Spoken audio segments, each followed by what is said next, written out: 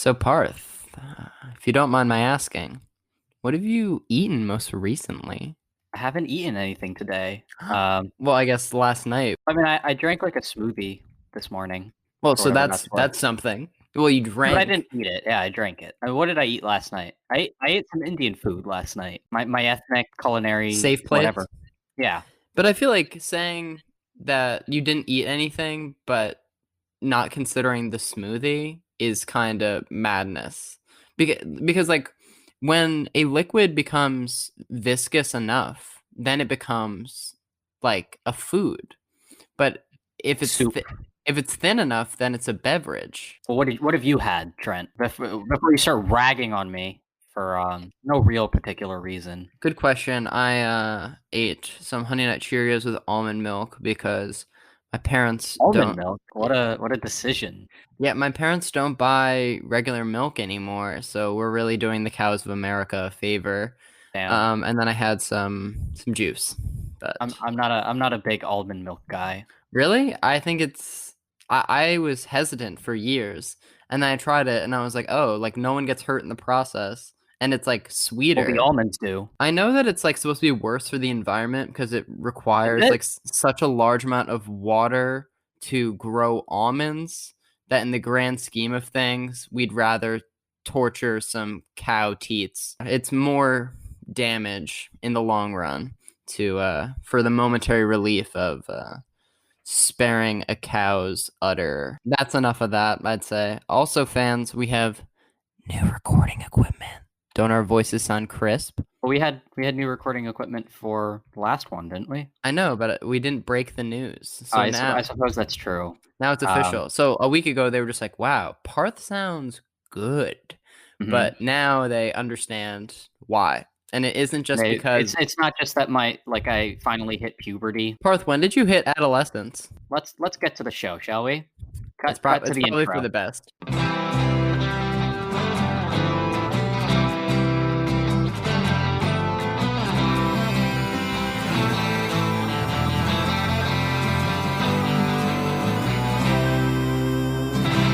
Welcome back to Craft Services, where we talk about the movies. Each week we discuss a different film and hopefully have an interview with a crew member of that film to talk with us about their experience. This week we're talking about The Last Black Man in San Francisco, and we were able to interview its assistant editor, Hilton Jamal Day.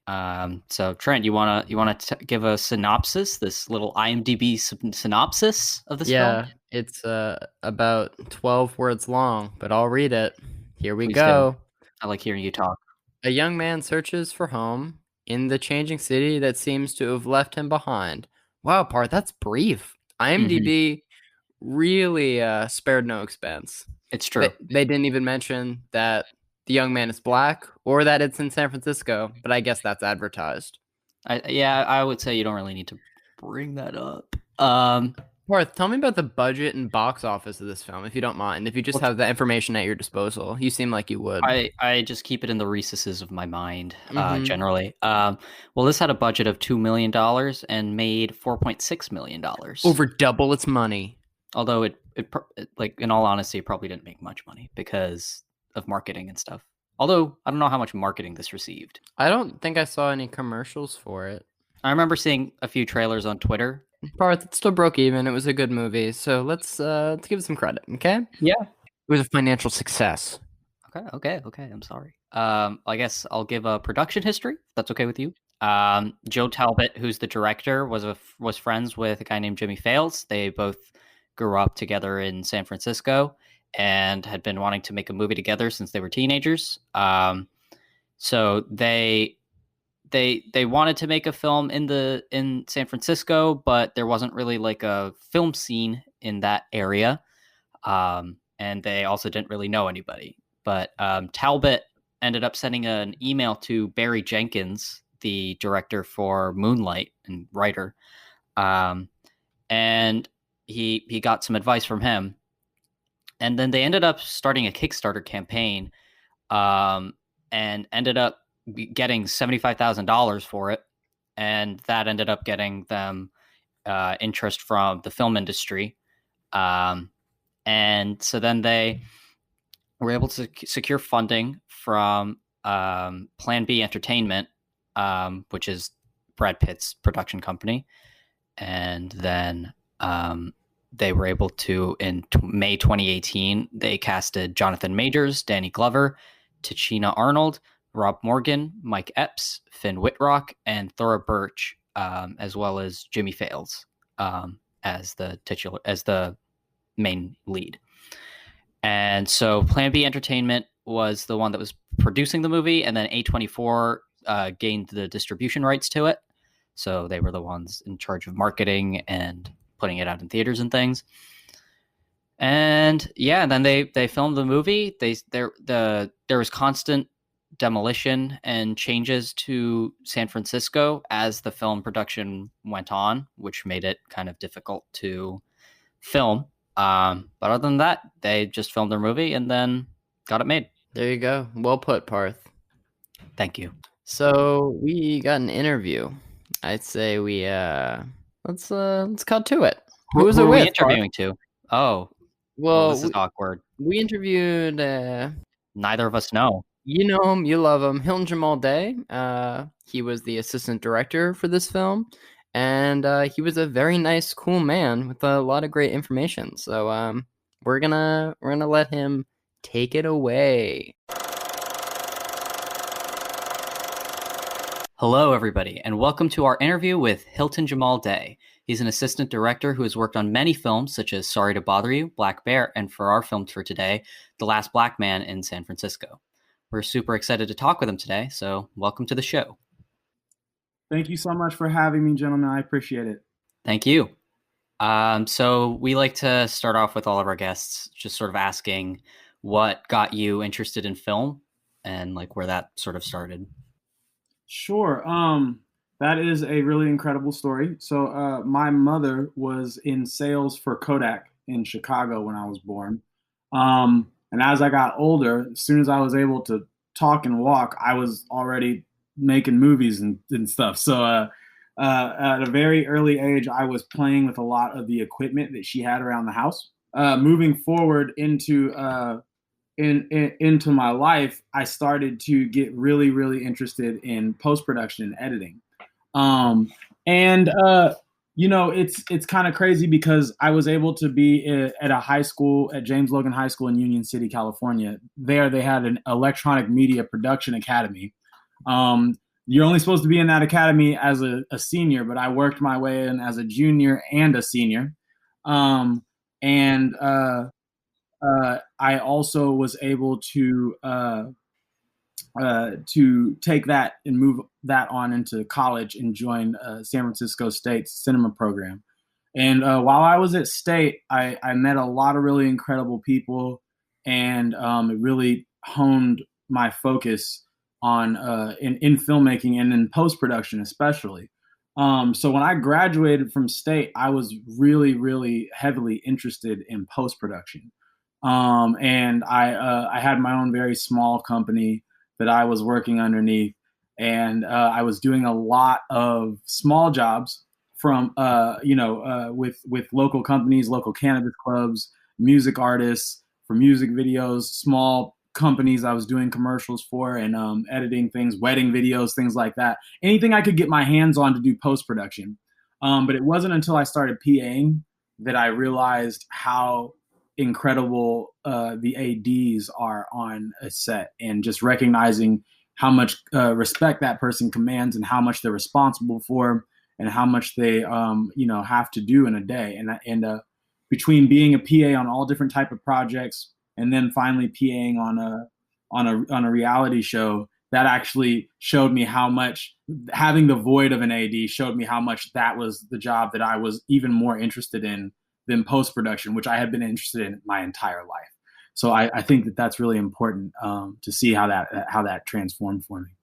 So by post-production, were you like specializing in like editing? I just find it so interesting that at a young age you gravitated towards that, when most people are either like, I'm going to be the director or I'm going to be the actor, and you chose a third option.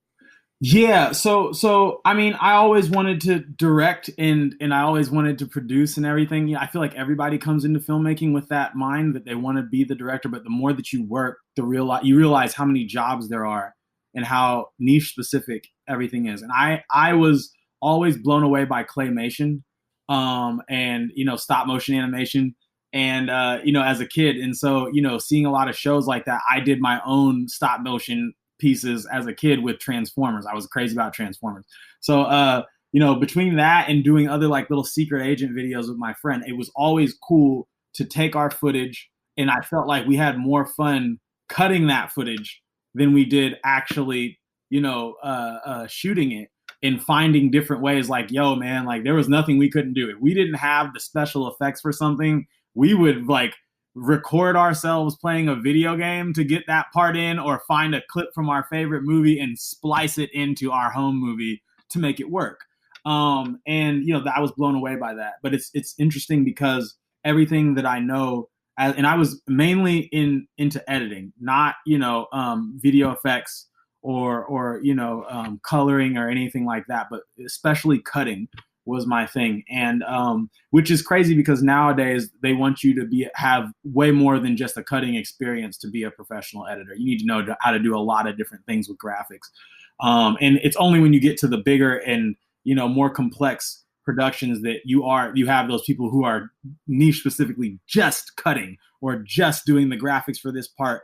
It's much more granular there. But for me, that was what I loved the most. And what I realized is that being detail oriented that way and following what happens on set is going to cut, that actually helps me out as an AD, because a lot of ADs don't think that way. So I'm always thinking about, okay, what we're shooting, like with the director, like, should we use time on this shot if it won't cut? Should we use time on this shot if it's not something you love? Every shot should be your master. All these things go into my AD process, and a lot of that I gained simply from doing a lot of editing work. Well, it's really interesting, like that you went for like an AD. And so we were wondering, so you've obviously made the jump from PA, which for our listeners is production assistant, which is like kind of the lowest rung on set. The starting point. Yeah. And so we have yet to reach that level yet. But so we were wondering what that jump was like for you and what that kind of learning curve was like for you. Yeah. So like I said, I started off with my own small company and doing things on a when you have less people, everybody has more responsibility. So I worked for a lot of really small shoots and small projects and did a lot of really, groundwork just to get my feet wet. And also when I was in school, I met a lot of people that helped to connect me with folks that I could get hired as a PA. And I worked as a PA for about 2 years before I ever AD'd, actually. In my first year PAing, I actually AD'd twice and didn't really realize, because there were small projects. I had two friends that asked me. One friend asked me to AD his short film, and then his friend heard that I did that, and the other friend told him I was good and said, hey, you should get this guy. So at that point, I didn't really realize that was what I wanted to do. And when I started PAing, like I said, you realize on a bigger set with more crew members how pivotal that AD role is and how they keep everybody coherent on the same page, make sure everything's in communication, and legitimately control the set, create the environment for the rest of the crew to work in. So working on a whole bunch of different projects as a PA, commercials, music videos, TV shows, and features at all different levels, not just the set PA, but an art PA and, an office PA, and different, every area I could get experience in, I did. And I ended up getting hired on to Real World season 29. And I was with Real World for like 3 months. And in the 3 months that I was there, I totally realized the void of an AD and what that means to a production. When there's somebody who's not specifically there to track time, things can get out of hand. Reality is meant to be that way, though. You're meant to track story and follow story, and it's meant to feel as real as possible. There's very little interaction between the subject and the crew. So being in that world really, made me recognize and miss what it meant to work with an AD, to work on productions that have an AD. So after I worked on Real World, I started to tell all my old producers and production managers, like, hey, I want to AD. This is what I want to do. And I feel like I'm ready at this point. So, if there is a small job or something that that somebody would need an AD, I'm trying to get my feet wet. And, sometimes you tell people that and they don't take you seriously, and this is why it's really important when you have the ability to find a small job where you can take the responsibility of being a key or a head of department on that job. You should do that because you're only going to learn more about that craft. And so my first job was a music video that I was hired for by a good friend of mine, Rose Crane, to be a first AD on a music video for this band called Magic Man, and the song was Paris. And it was an ambitious music video because there was a lot of VFX in it. My first job ever getting paid as an AD, like at full rate. And that was really, really cool. And like I said, I learned a lot after that. And beyond that, working on small jobs like that as a first AD, and then also beginning to work my way from the ground up in the feature realm, it really kind of got me to where I am now. So I was firsting on smaller projects, and at the same time, I was like key set PAing on feature films and on TV shows. And I worked my way up from a key set to a second AD to a second AD to a first AD, which is what I do now primarily. I still second AD every now and again for other first ADs, which I think is really important to do, to learn. But it's really important also to continue to excel and to understand, where you're best useful. And I felt like, my abilities were best useful in the first AD slot, and and bringing other people together to make something amazing, and yeah. So, in reference to The Last Black Man in San Francisco, or just more generally, what is an AD's relationship with the director? And can you just describe some of the responsibilities an AD has on set? Sure. From the very beginning, the AD is usually brought in once a lot of other things have been figured out. The script should be in a pretty good place. Maybe not the final version, but very close. And you also, you may or may not have certain locations figured out as well. But it's really important just to recognize that the AD comes in, he looks at the project, the content, either if it's on a commercial job, it's probably like a creative deck or a treatment. And if it's a feature, it's the script that they want you to look through, read through, and break down.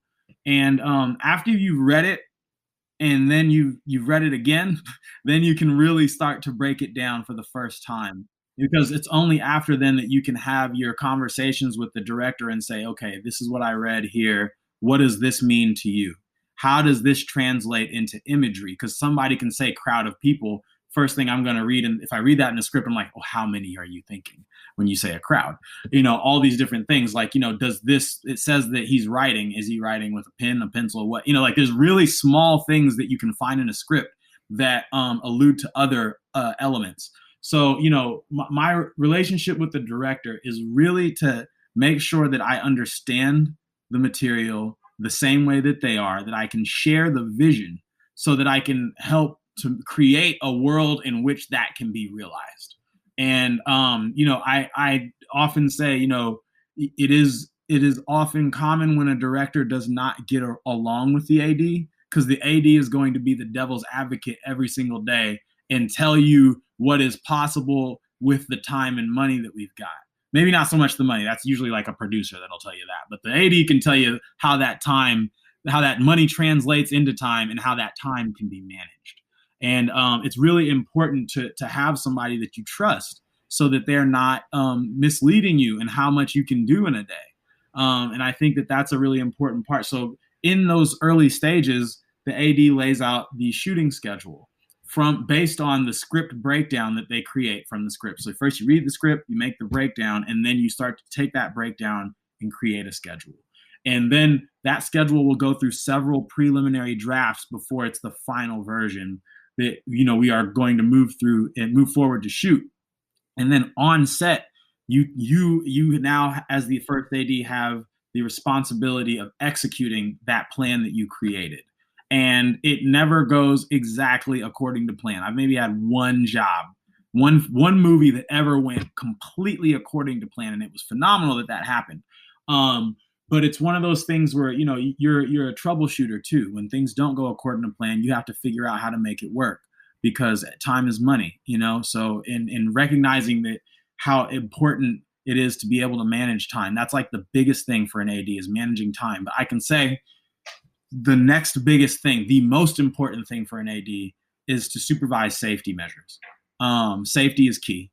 On any set that you're on, making sure that people can come to a safe working environment and do the things that they need to do, that we've rehearsed and tested every little bit of everything, every stunt, every scene. It's really important to be able to feel good before you press record on the camera. You don't ever want to do anything that has not been proven to work. And so, you know, and it's that I would say this, between safety and time management and being a problem solver, those are the AD's primary functions. And then beyond that, just communication, being the apex of the communication between everybody. Everybody's going to bring you, all the crew, all the working crew are going to bring all their problems to you. And it is up to you to figure out how they affect everybody else and make sure that that's communicated with the above the line crew, how that translates into money. There's so many different realms that the AD has to navigate. But I would say, like I said, most importantly, safety, time, and schedule management, and you know, and communication. Those things are really important, and problem solving. You just said like one of your main functions is creating the schedule, and so I was wondering how close of a working relationship. I mean, obviously it's all collaborative, but like how close of a working relationship you have to have with your producer, who kind of has more of an eye on the financial end of it all. Sure. So with the producer, the producer should be there to you know, to help you with money management, because like I said, all of the things that you're spending money on, that's going to translate into time. And it's more than just the producer. I think it's really important to recognize, you know, the producer may be like the head of production, but all of the keys are the head of that department. They all play a pivotal role. So you have locations. A lot of those locations may dictate different schedule changes. The casting, actor availability, that's going to dictate a lot of the scheduling. So the producer is mainly there to make sure that these things are happening and they're being provided the way that we need them to, the best way possible, and that we're spending the money that is in the budget the best way possible to make our shoot possible. And the line producer, not necessarily the main producer, but the line producer is the person that is, you know, like the last line of defense on that budget, that is literally line item watching how all of this is being spent. And the main producers and executive producers are there to approve certain decisions, you know? So there's oftentimes, well, I'll have a situation where, you know, there may be an ask from the director or the client or whoever on whatever kind of job. And I can't answer that question. And I have to go to the producer to make sure that before I start to make any moves towards this, is this something that you can approve? And, you know, that's on every job in different ways. There's always the producers, like the last, you know, the top of the hierarchy of the set, where, you know, even the director answers to them, because the director can't do anything without money. So, you know, it's really important to recognize, you know, that relationship that the director and the producer have versus the AD, who's taking the vision and taking that money and trying to put them together in a time that can work. You know, and especially speaking about Last Black Man, we had a phenomenal team of producers you know, that came together to help make that movie possible. I feel like we had 3 main producers and an incredible line producer that was phenomenal. And it was just really just interesting just to see how they all had to work together in different realms to make certain things happen. And, you know, it's one of those things that, had we not had people dedicated and smart and knowing what they were doing, that movie would not have become what it was or gotten to the places that it went. Because even after my job is done, the producer is there with the director to help push it through post, to get it the distribution and exhibition that it needs to go far. and become, something even greater. So, recognizing that the producer is going to be there before you show up, during and after, if you're an AD. And that person, they know a lot more about what's going on than you do.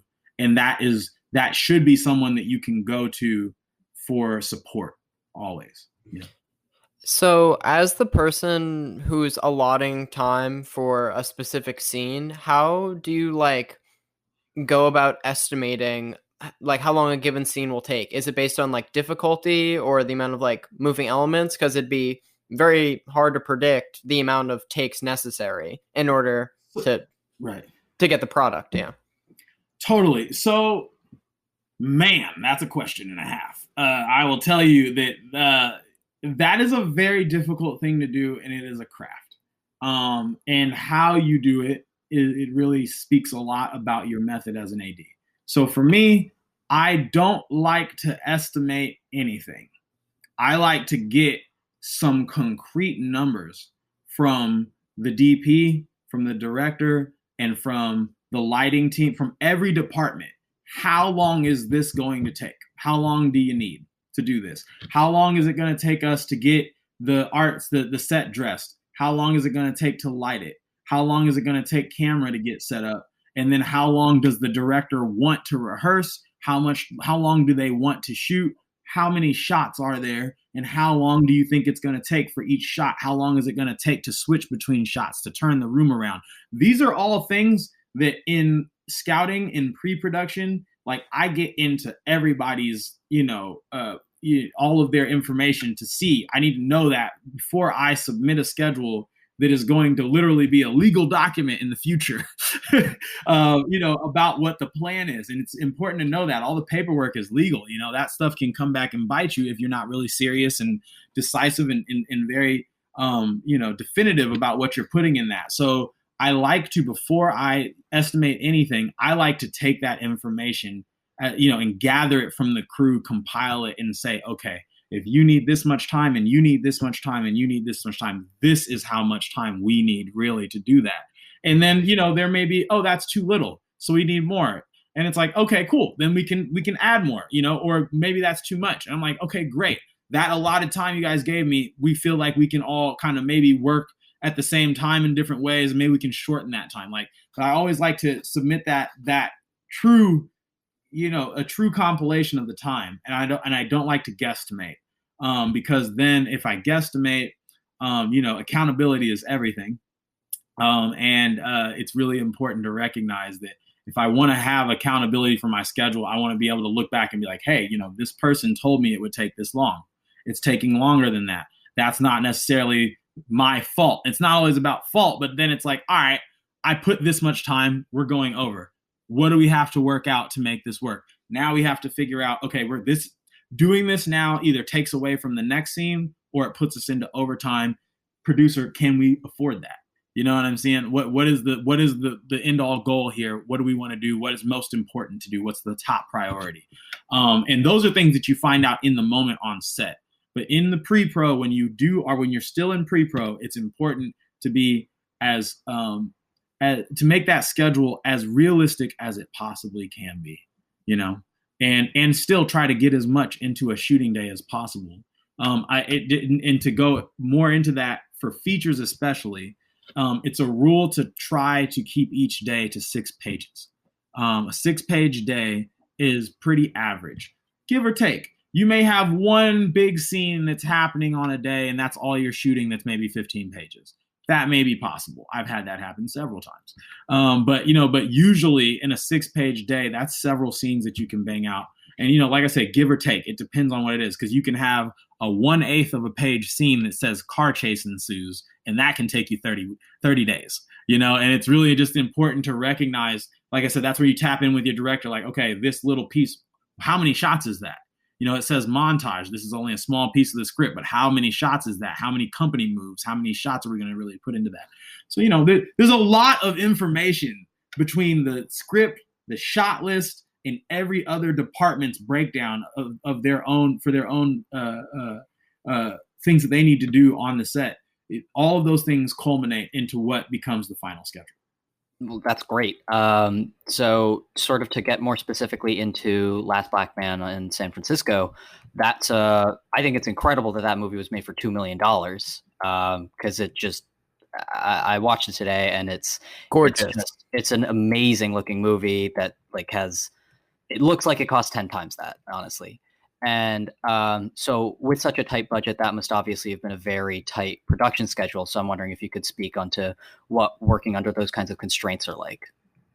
Oh yeah. So Last Black Man. Oh man, I can tell you that was the greatest undertaking of my life yet, of my career.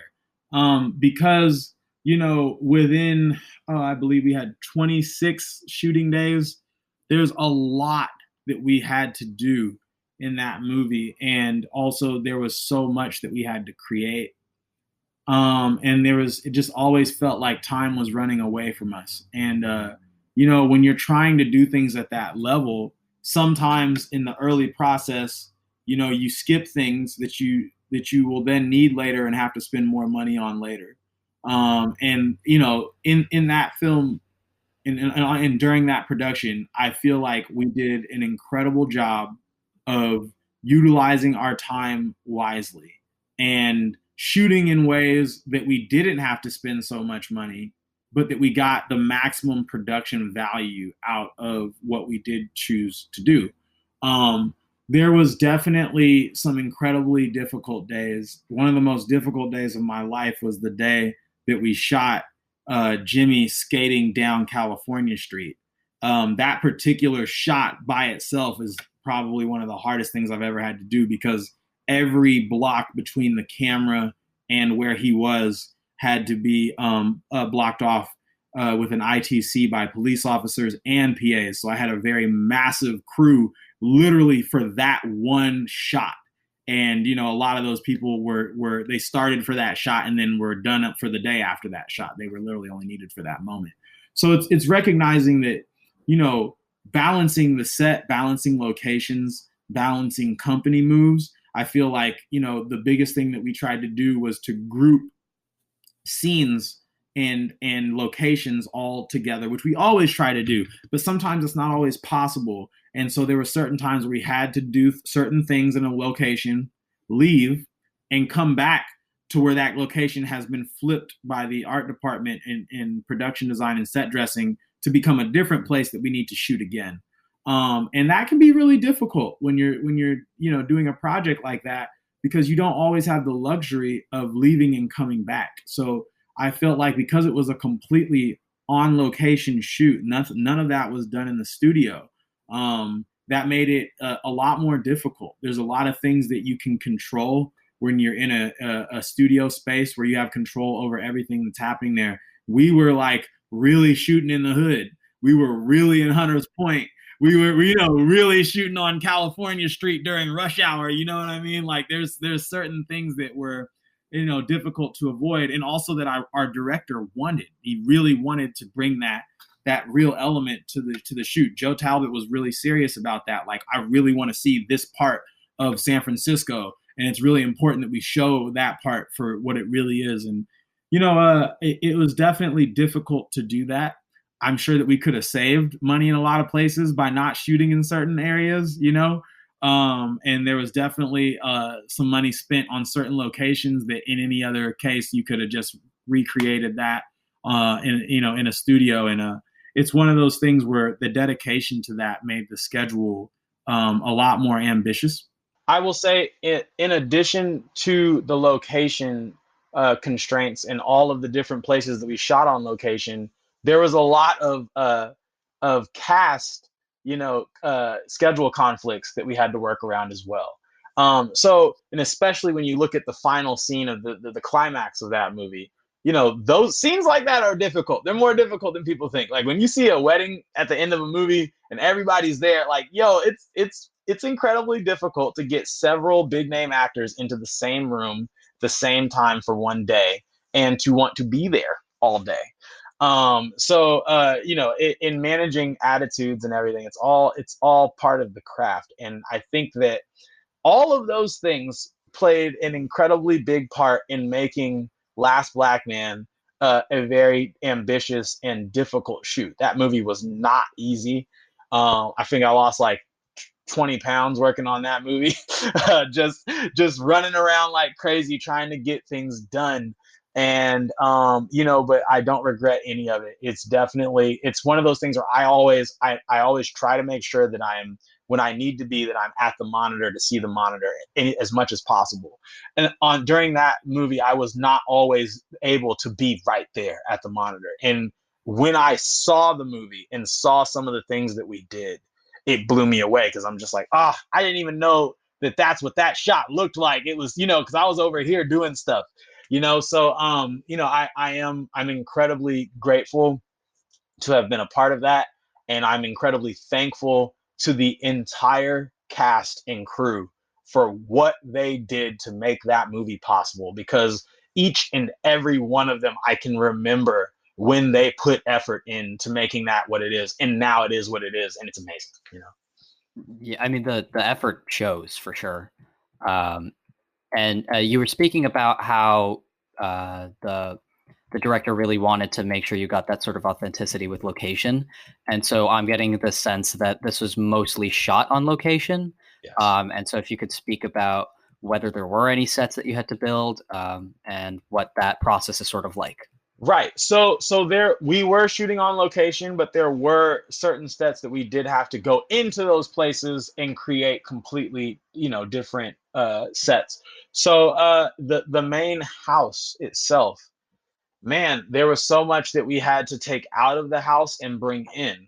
But the house as it was for the most part exactly how it looks in the movie. However, the thing that you don't see is, like, down in the front of the house on the street level, there's 2 garages that are there. And they completely, you would never know that there's 2 garages, but they completely covered those garages with the tall fence. With a fence and foliage and greens, and to make it look like that was just like the base level. And then when we go back to the place when it's been renovated, there's a lot of things that you now see, and the house is expanded and completely different at the end of the movie. So it's spoiler alert, sorry guys, but it's one of those things where looking at that set, that was a very difficult set to manage, because of course our homeowner was very, very, very protective of his property. And we also we were on a time limit, man. He was like, you guys get to be here from this time to this time, and there's only so much extra that money can buy in those situations. So I'm very grateful to him for doing that. And more than that, there was also the set that was Montgomery's grandfather's house. That the exterior of that set was the house that was on in Bayview Hunters Point on Ennis, near the bay. The interior of that house was on 3rd Street in Bayview Hunters Point, and it was in a much different area than that, and in a much more dangerous area, actually. So shooting there was a bit more of a challenge, just dealing with some of the folks that were around the set and keeping the crew safe while we were shooting there in the middle of the night. Because of course, like when we do have to do night shoots and whatnot, we want to start in the afternoon and shoot till morning. And doing that in a violent area can be very difficult. More than that, gosh, there was so many places that we literally completely created, but that were inside the San Francisco area, and it was really incredible to see what our art department and what set decoration was able to create. And I'm really, really proud of it, because in the end result, it all really, you feel the connection between the different places. You can't always tell, like, yo man, this room right here is miles away from where we saw it from the outside. Like, that happened quite a bit. And I'm just really grateful that especially because of our art team, because of our G&E team, just lighting things the same way. And because, of our cinematographer, we were able to shoot things and connect them in ways that you don't often see in a lot of movies, or that they don't go to the extent that we did. So we took note of some shots that really impressed us and kind of bewildered. We couldn't figure out how they were done, so we're gonna use you to ask how. Sure. The rock fight, there was like an aerial shot, which was really interesting. The downhill skateboarding tracking shot that you mentioned, and then the final like rowing, with Jimmy rowing away under the Golden Gate. I feel like there's a lot to say there. Okay, so the rock fight. I can say that was one of my favorite days. That was like day 2, I want to say, on set. The rock fight was it was a catapult rig built by our key grip. And so it was a catapult or a trebuchet. And on one side of the catapult was the camera here. And literally we have this scene where the kid puts his hand on the camera when it's in one position, and the camera, he pulls and throws the camera, and the grip team swung the trebuchet over, and it came down on another kid just before it, and safely stops before it hits this other guy. I think it comes like right here on the other kid before he gets hit by this rock. And that was one of the funnest things that we had to do, because everybody wanted to throw the catapult, and of course, me as the AD is no matter how much anybody tells me he's gonna be fine underneath the camera, I'm like, well, check it another 10th, 12th time, because I don't want that trebuchet to come down and and do any harm to anybody underneath it. But it was completely safe. I'm really, really, really proud of our G&E team, man. Like they did some amazing things. But that was especially a rig built by our key grip. That is Jason Noel on that movie. So there was that. Then there was the California Street shot, and if I'm not mistaken, they were up on top of the hill. I want to say that's Hyde, but at the top of the hill where Grace Cathedral is, the 2 intersections that are at the top were blocked off completely. The shot starts with the truck coming around the corner. Every single block on the side that you can't see of that street, there were cops for the traffic, PAs for the pedestrians, and we had our skate double who would come and do the skateboarding down. Now, he fell twice, I must say. And of course, where the camera was maybe 10, 12 blocks. I can't remember exactly how far, but we were way down on Gough. And Gough is quite several blocks away from Grace Cathedral. So we were shooting from an intersection there, from the middle of that intersection, shooting on a long lens all the way to Grace Cathedral and watching him come down, and just coordinating. Every time that we had to redo the shot, I had to bleed out the traffic, wait maybe 5 or 10 minutes for all the traffic to bleed out, wait for it to become safe again, lock up everything, and then give him another try. And by the 3rd attempt, we got that shot. And I must say we got that shot literally moments before 3 o'clock, when we were no longer allowed to shoot that shot because rush hour started. So there's so many things about that shot where I'm like, yeah, we did that, very stressful. You were ambitious on this movie. Yeah, totally. Right. It was definitely amazing to get that one in the can. And then at the end, where you see Jimmy rowing away, that was a boat to boat situation. So we had of course our camera boat. We have another safety boat with divers and any safety personnel in case something goes wrong, and we have our picture boat, which is Jimmy actually rowing. So we actually went out past the Golden Gate. We had to start at a dock that was on the inner bay, and then come out, drive all the way out to the just beyond the Golden Gate Bridge, but before you actually exit the bay. And we shot that right there, and it was a bit of an overcast day. Definitely the water was a little choppier than we wanted it to be, but it was safe enough for us to do what we needed to do. And if I'm not mistaken, before this project, our lead Jimmy was not crazy about being in the water or being in a boat or swimming at all. So to get this shot was very difficult. Of course, he had a life jacket on underneath his costume that you can't really see. There's a lot of things that are happening in that shot that were very, very difficult to achieve.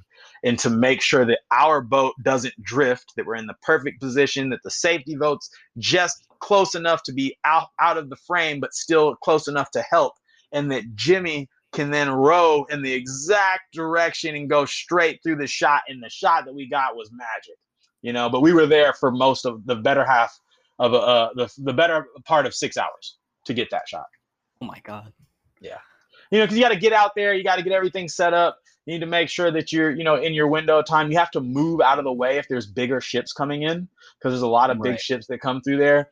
Same thing if you're shooting in the port of Oakland. You have to make sure that, if you're in the water, the big cruise ships are coming in, man. So you have to, make sure that we move for that. That was a difficult shot to get. And that was actually our last day of filming for the principal photography unit. Oh, wow. Yeah. That's amazing. So these are all some really beautiful images that you were able to capture. And so one of the questions that we had was, in general, but also specifically talking about this film, are you working off of storyboards specifically? Is each shot broken down like that, or because this is such a visually meticulous movie? So unfortunately, we did not have the luxury of storyboarding every single piece of the movie. I would have loved that, but that is not something that we had the ability to do. And but we did have an extensive shot list.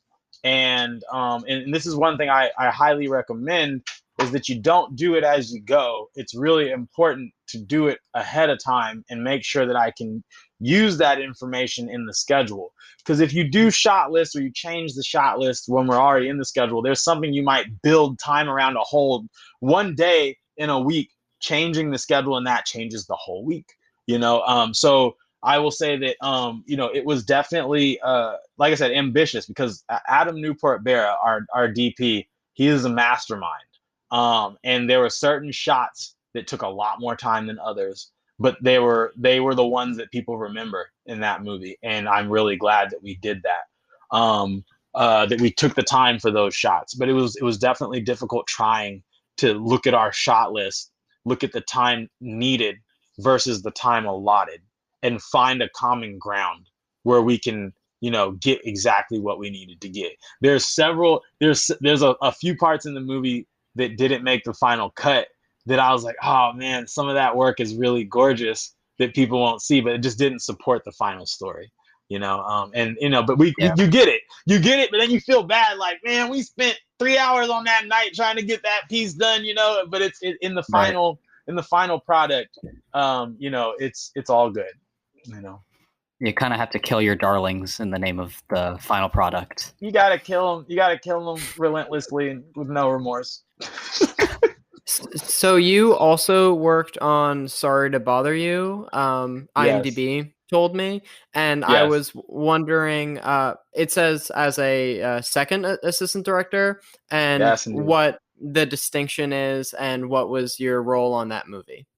So on Sorry to Bother You, I had the awesome pleasure of being the second AD to Brian Benson, who was not only my first in that movie, but also my professor in my producing and financing course at San Francisco State.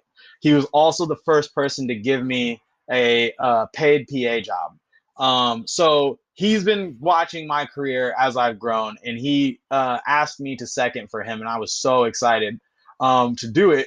But it's crazy because I didn't know a ton about Boots Riley before I was asked to do that project. And let me tell you that after I heard his name the first time, since then, I done heard Boots' name 3, 4, 5 times a day. Boots Riley came in and changed my whole life, man. And so I can say that it was an incredibly different situation from being a first AD on Last Black Man, because on Sorry to Bother You, well, it's very similar to Last Black Man, where we had a lot of, big name actors. My primary goal was to make sure that those people were taken care of in base camp. And in addition to making sure that the call sheets that were going out each day were perfect. And it's a funny thing that we have, but Brian Benson, because he was my professor, every now and again, he would give me like a grade on my prelim call sheets when I submit them in the middle of the day. He'd give me a grade and send it back. And he'd show me, he's like, this grade represents how close it is to being exactly what it is supposed to be. I love Brian to death. And I'm really, really grateful for him, to him for bringing me on to that project. It was an incredible undertaking. That movie was no joke. We shot completely in Oakland, and it's just one of those things where like every single day on that movie, it was something out of this world. Like, you know what I mean? And something that, like, when you're doing a comedy of that nature, it's like really dark and really twisted and very unorthodox. And and the helm of it is Boots Riley. His whole directing style is completely out of the box. So it's one of those things Right. where I appreciate what that came out of as, like, the product of that movie. However, I wasn't seeing that when I was in base camp. Most of my day was in my trailer at my computer, and constantly running out to make sure actors are going through the works, hair, makeup, costumes are all good. And any new crew members are being taken care of. The special effects guys, the animatronics team, all those folks are being taken care of, that they know what's going on. And managing also the second and the key set and the PAs that were underneath me. There was a lot going on that movie that I wish I could have seen from the set, but I was mostly just pushing all of that out of base camp and just hoping to God that it was all happening the way that it needed to. The way that it needed to. And it's one of those things that every single day, it was always really interesting to hear the things that are happening on set, and from when you're in the second AD position, you have as much responsibility as the first AD, because you are essentially doing that role for base camp. You're just not on set. You have to manage base camp, manage time. You need to know how much time it's going to take actors to go through the works, how much time it's going to take them to travel to and back from set, who all is coming on the next day that's going to work, making sure that the call sheet reads perfectly, because the call sheet is pretty much, it's a legal document just like the schedule, but it is the wish list of things that you want to do. Whereas the production report done by the second AD at the end of the day is a report of what actually happened. So making sure that the call sheet reads perfectly and that there's not anything missing is really, really important, because that can come back on you having missed a particular element or a particular prop or something that was supposed to be attached to a scene on the call sheet. Although all the other departments have their own breakdown, it's important for you to make sure that everybody on the crew is reminded that this thing is necessary today. And so, being a master at creating call sheets is not easy. It definitely takes some serious skill. And although I was the second AD on Sorry to Bother You, I have to give huge credit to my favorite second AD, Dominic Martin, who was my second AD on Last Black Man. And Dominic is a much better person in that role than I could ever wish to be. That man is phenomenal, and he handles things better than I've ever seen anybody in that role. There's so many things that happen when you're in that realm. You might have an actor with a bad attitude or something that happened where that they weren't happy, and recognizing that keeping the actors happy is like your number one goal. There's the call sheet, but then keeping those folks in good spirits is really important, because if they're not in good spirits in base camp, they bring that energy to set, and that's not something nice to see. So you want to make sure that they can feel good about coming to you with their needs and wants. And and that's, like I said, it's not easy. Dominic does it better than me. I feel like I can get, myself a little bit scatterbrained. I'm like, oh crap, he wants this, and I'm not sure how we're gonna get it. And but Dominic does that with amazing finesse. That man's amazing. So I will say, like I said, it was an honor to do that job with to be in that position on that role on Sorry to Bother You, just because of all the different people I met.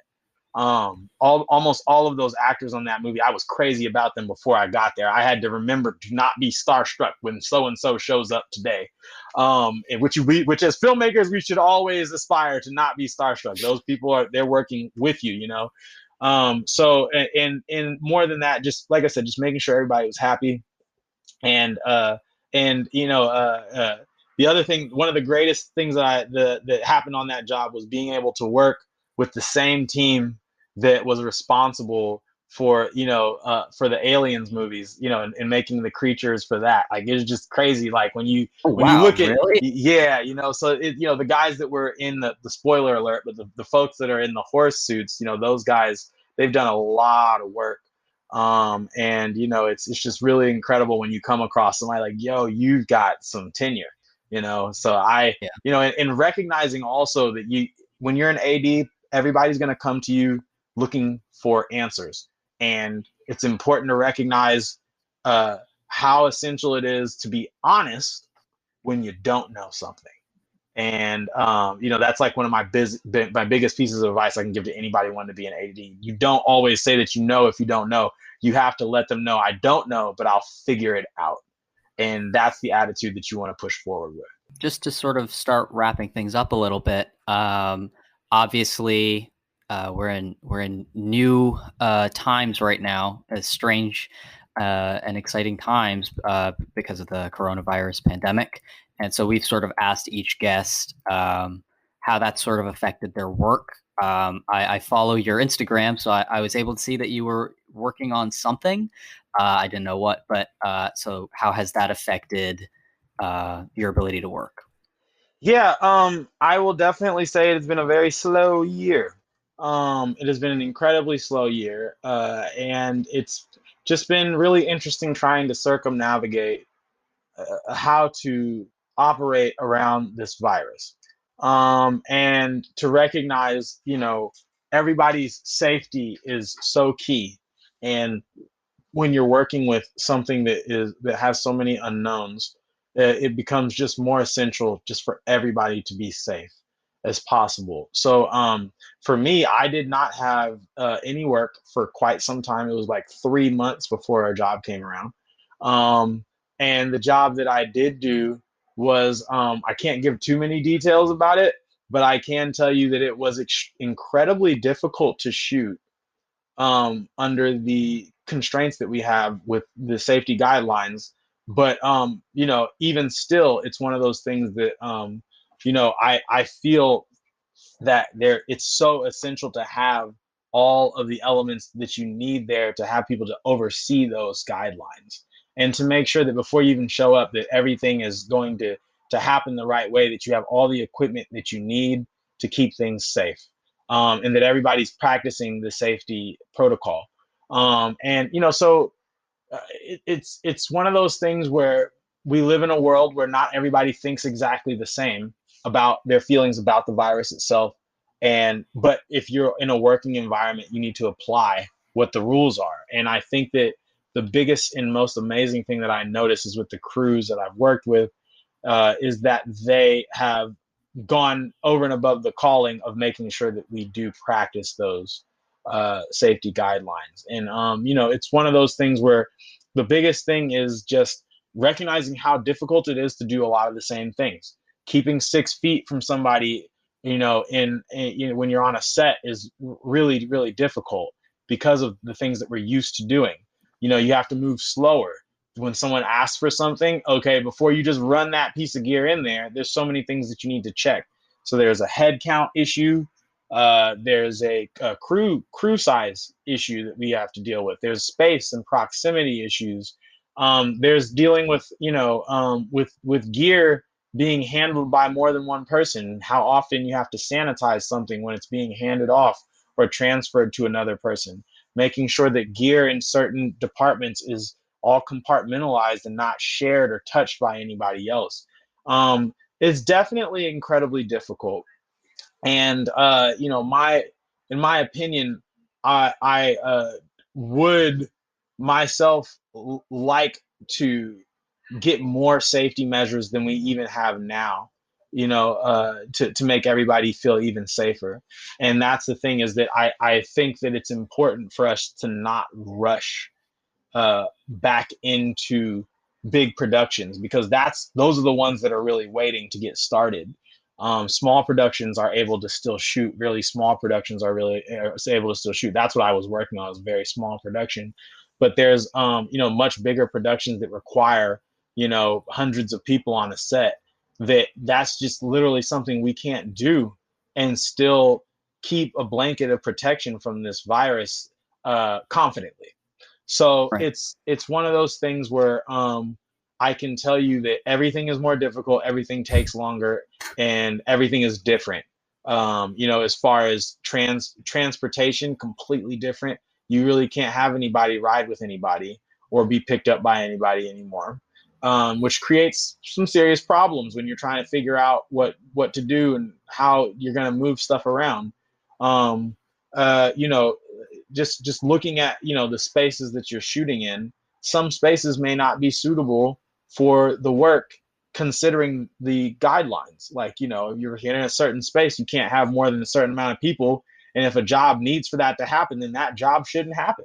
And it's important for us to be honest about that, and to recognize how serious it is, and to also police each other as far as safety, etiquette, making sure that people are washing their hands, making sure that everybody has a mask, a well-rated mask, and making sure that they're wearing that mask properly, making sure that people know how to wear the mask properly, how to put it on properly, how to put on and take off safety gloves, recognizing that anytime that, if there's anybody that's near talent, that then the talent doesn't have a mask, then those people need to be double protected, with a face shield and a mask, and even maybe even more protection than that, depending on the situation and the proximity.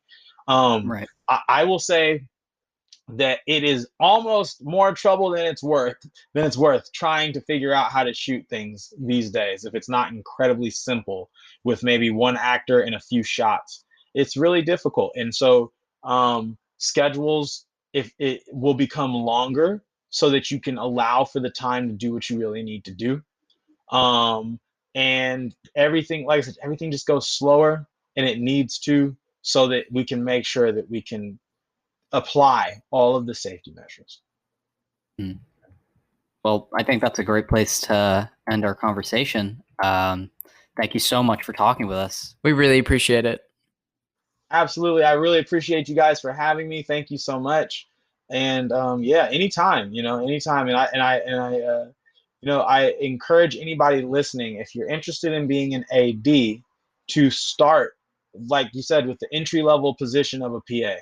And in that realm, you can see how the entire set operates. You'll get experience with every department, and you'll understand what it really means to be an AD. Because a PA is essentially not only a foot soldier of the crew, but on a feature film, the PAs are in the assistant director's department. Like, they belong to that department.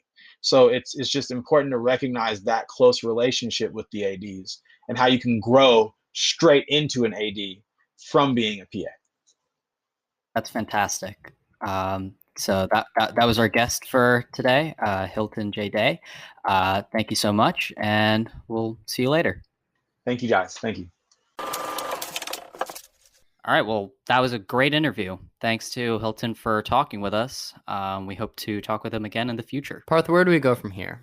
We've had fun. We've had some laughs. We had an interview with Assistant Director Hilton Jamal Day, but where do we go from here? I think, should we tell our audience what our thoughts are on this movie? Fine, we can if you really want to, but I have a thing in like 10 minutes, so okay. We better keep it brief. Make it quick. Yeah, so I hope you don't have too much insight about the film. I have nothing. I have no thoughts. Yeah, no, it was just like 2 hours of like flashing colors, and I didn't really retain much of it. It was basically like the latest installment in like the Rambo movie, where you go in and you pay $12 and you see some explosions and you have a decent time, and then you walk out of the theater and you're like, what did I just do? What did I just financially support? Oh, this is obviously all a joke.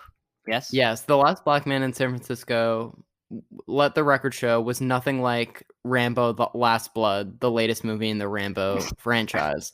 Although I've never seen a Rambo movie, but I think it's I've it's only fair seen the to first assume. one. I heard the first one's actually like a really profound movie about PTSD. It is. And then the rest of them is just Sylvester Stallone like blowing stuff up and like killing people. The second Rambo movie was co-written by James Cameron. Well, that's surprising. And so then that's the one that kind of was like, oh, so Rambo is a big action movie. Was it good? Did you see it? I don't know. I've never seen it. I've only ever seen the first one. And I really like that. My dad is a really big fan of the Rambo movies. And when he was in college, he had like a poster. Yeah, isn't your dad's middle name Rambo? It is. Yeah. Rambo. It's actually Rambo First Blood Part 2. Yeah, no, I read that online. Mm-hmm. It's actually really crazy that his parents they could see into the future that would be a thing that would happen and that he would be a big fan of it. Not only that franchise would come into existence, but that it would be so successful cinematically that there would be like 6 movies, and that eventually the franchise would conclude with a little feature called Rambo: Last Blood, and that your father would want to carry that name with him his entire life. And so, Parth, isn't your middle name also Rambo related? Let's I'd rather not get into my own personal stuff. That's kind of invasive. I'd rather not get there. Yeah, I totally understand. But yes, it is. All right, we'll get into that at a later date. Anyways, what were your initial thoughts on this movie? I wasn't sure what to expect at all. When I worked at a movie theater last year, this movie showed there.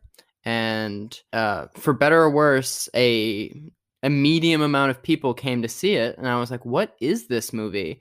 But everyone who walked out of the theater was absolutely blown away. And then like 2 weeks later, it was not having screenings anymore. And just like that, it was gone. So when we selected it for the podcast, I was like, finally, my chance to redeem myself. And let me tell you, I understand what all the hype was about. It was absolutely beautiful. The performances were great. And I really enjoyed myself, for starters. But I will rip it to smithereens in a moment.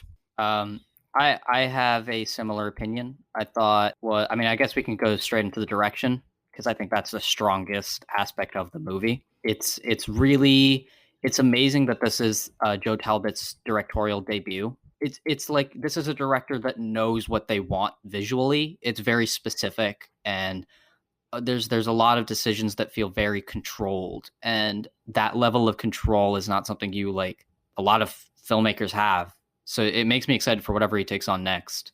I thought it was it moved at a really interesting pace, and again, for a first time director, I feel like a lot of directors kind of move at a little too fast of a pace because they're not super confident in their ability to hold the audience's attention, I think. And this kind of does like the opposite of that.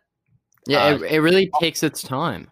To a detriment a little bit, I think, towards the middle. I think the pacing kind of falls off a little bit in the second act, but I mean, I thoroughly enjoyed it, I would say. I think visually, for the first like 30 minutes of the movie, like every shot kind of blew me away. And then just because it set the bar so high, after that point, when it got more into the conversational elements, or when it was just like dialogue between characters, it was like less stunning. But since it set such a high standard for itself, the middle half of the movie visually, I agree, felt a little like meandering or less strong than the bookends, only because it made itself look bad by looking so good at other times. Yeah. The conversation shots in this movie in the second act would be the best shots in any other movie. It's just that comparatively, the stuff that they do in the first and third act, I think it's just like the most like standard. I thought the blocking for even what should be like mundane shot reverse shot in other movies was really like elegant and unique. Even like the movie poster where it's Jimmy Falls in the middle and then his friend to the left of him, like that should be rather uneventful, but something about it just like really like resonates, and it's simple yet beautiful. That's like a good thesis statement for like the visual language of this film. Yeah, and I think like as you guys heard in our interview, they said that they kind of had an emphasis on real life locations, and even if they were building sets, they built them within real locations. And I feel like that's something you can tell because there's a great like textures to the movie. I think like the production design is really on point. Mm-hmm. I think it really shows off the city in a really beautiful way that I've never really seen San Francisco shown. Being it was all shot on location, and it just feels like Lady Bird is a love letter to Sacramento. Feels like this is a love letter to San Francisco. Yeah. While that might be a rather obvious statement, I think it needed to be said. The city is a character in this movie, even in like super fictional like Gotham City or New York and Spider-Man, like things like that, where the surroundings are considered an important part of the story itself. I'm a really big fan of when movies do that, and this really gave San Francisco a really specific character, I think. So what do you think about, put broadly, the plot of the film? I thought it was a really interesting way in revealing information, because when I had no idea what this movie was about at all. IMDb doesn't want you to know. Yeah, but I mean, I didn't even look that up. I completely went in like cold. And so I thought it might be like some like science fiction like Hancock story of like there is only one man in San Francisco, one black man in San Francisco or something. Parth, it's more of a metaphor. Yeah, well, that's what I didn't know. Get your head out of the gutter. And so the movie, gentrification, Parth.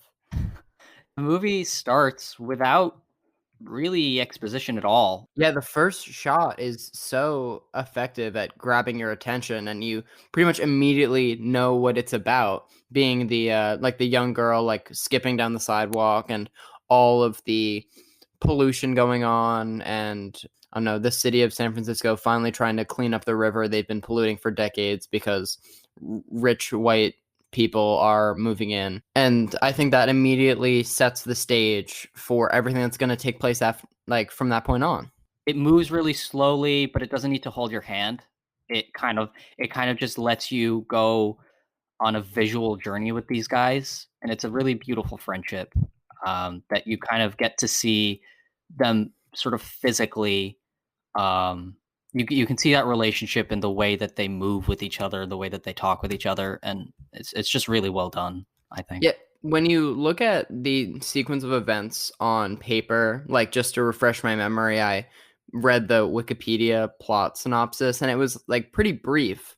And I was like, that was just a few paragraphs, but it was like a 2-hour movie, and it kind of felt like a lot happened. While there aren't many like, say, like plot points, there are just a lot of like interesting character moments, and I feel like all of the acting is so well done that you like don't mind sitting and just like listening to them talk, even if it's doesn't necessarily pertain to the task at hand, just because you want to know more about these characters and their relationships and the world they live in. And I think a lot of credit has to be given to the actors for how they carry the movie. I've gotten into the habit of watching the movies we do with subtitles, so I can try to appreciate the screenplay a little bit more. And I think that this was really smart and witty, but not in a way that like drew attention to itself. It's not a very in-your-face thing. There's a sort of specific group of directors that have a really intense visual style, but don't impose themselves upon. It never gets in the way of the story. Like I think David Fincher, somebody like that, where he has a really specific style. Whenever you see a movie by him, you know this is a David Fincher movie, but it's never like he wants to do something really crazy visually, and that gets in the way of the movie. It's always in service of something.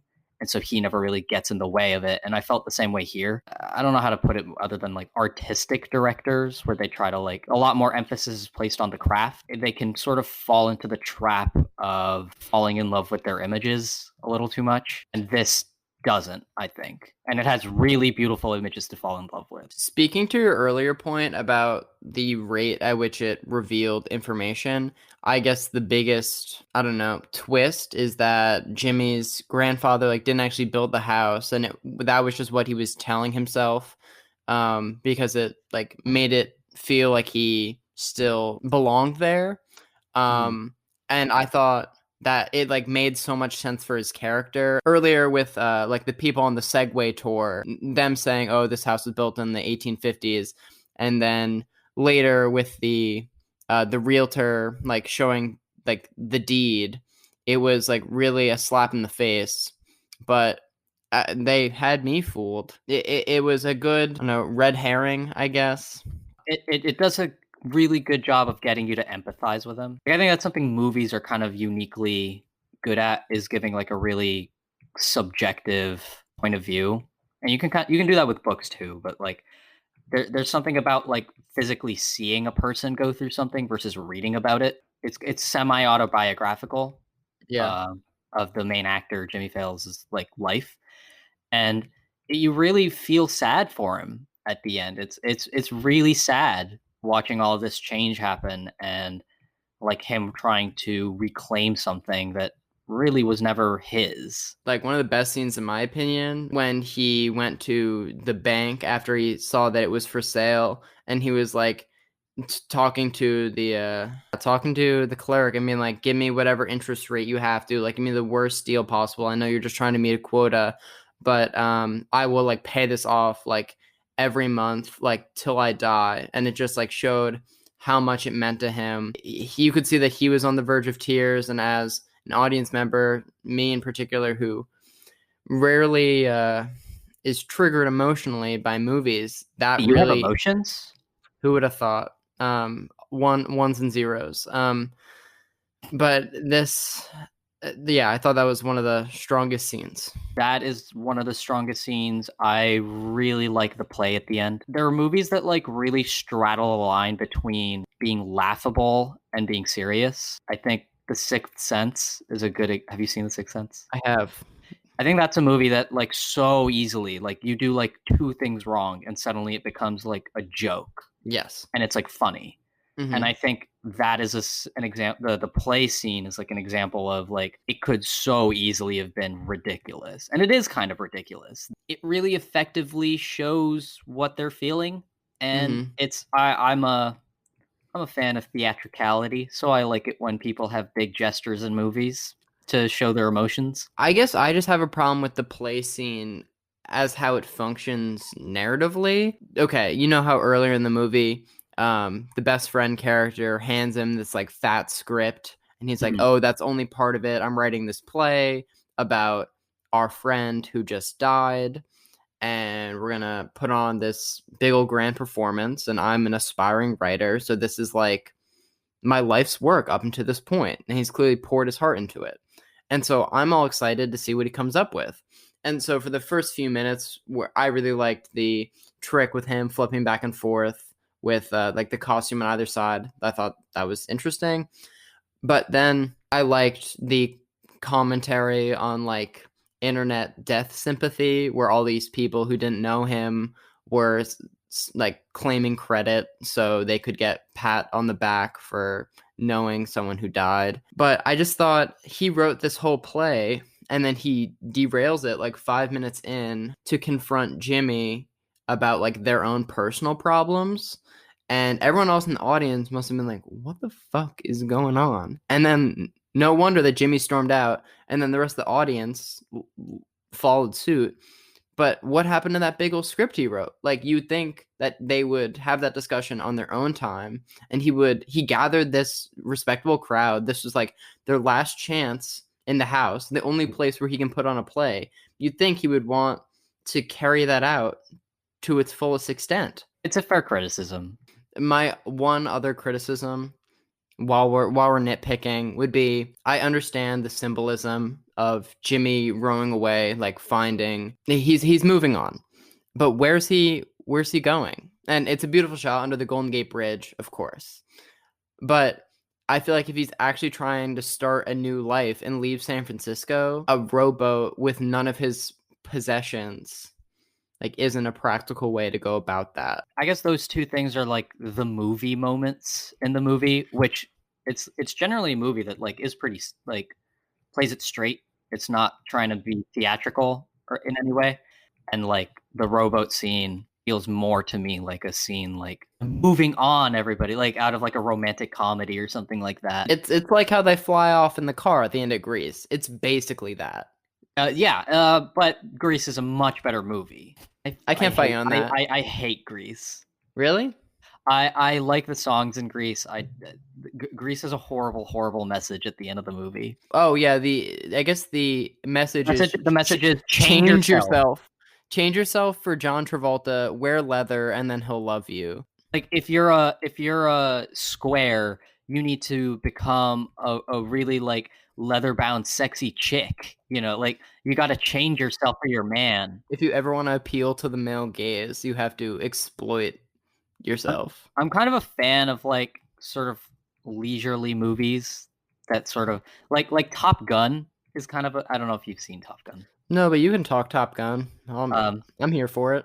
I again, everybody, I love Tom Cruise. Not like you, but if any of you have any way of contacting him, let me know.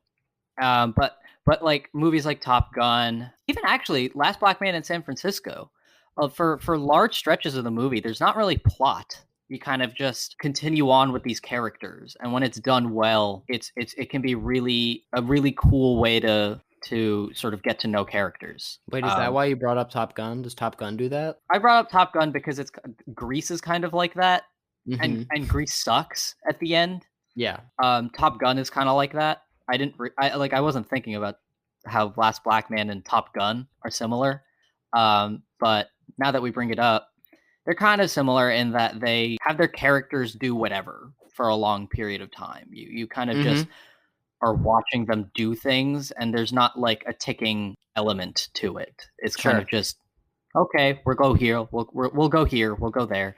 And when a movie can do that well, it's really effective.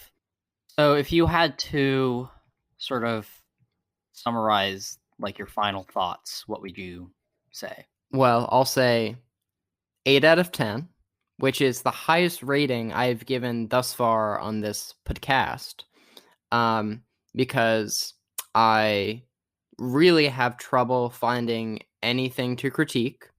But at this end, obviously, it was very gorgeous. It was an impressive directorial debut. The acting was excellent. It was made for $2 million, which really gives me hope in the indie film industry. But there was something missing. It isn't my new favorite movie, but am I glad I saw it? Absolutely. And would I recommend it to someone else? Yes. And is it an important movie to watch in 2020 amidst our current political situation? Yes, I think now more than ever. I pretty much agree with everything you say down to your rating. It's a movie that do I love this movie? I might. I'm not sure. It's like you. I kind of felt like it's not like I'm gonna like, oh my god, this is amazing, and I need to keep rewatching it or something. Yeah. And it has nothing to do with the pacing. There's lots of slow movies that I like rewatching. I don't know. It doesn't have that oomph factor that some movies do for me. But I agree. It's just a technically amazing movie. And I think I'm happy that movies like this still exist. I think it's amazing that this movie was made for $2 million. There's $100 million movie $100 million movies that don't look this good. Yes, thank you. It's and like I'd like to see this director take on something like $30 million or something like which that. Which I'm sure will be his next budget. I hope it is, because he's shown that with a very small budget, they're able to make really amazing visuals. And and it doesn't feel like it's constricted. Which a lot of like horror movies, which are really beautiful but like made on a small budget, they'll all take place in enclosed settings. And this is a movie that like you can feel the cut sprawling corners throughout the city. There's these amazing wide shots of the surroundings that look great. But again, there's like pacing issues, I think. Yeah, I think 8 out of 10 is a completely fair score. It's a great movie. I'd recommend it. Cool. Well, I think that just about wraps it up. I'd like to thank once again Hilton Jamal Day for the interview. It was great. Pleasure talking with them. And Parth, what's our next episode? Do you know? I don't. I believe we're going to be talking with Luca Mosca on John Wick. He was the costume designer for John Wick. He was a really great guy, really interesting guy. And you'll have to tune in next week to hear all about that.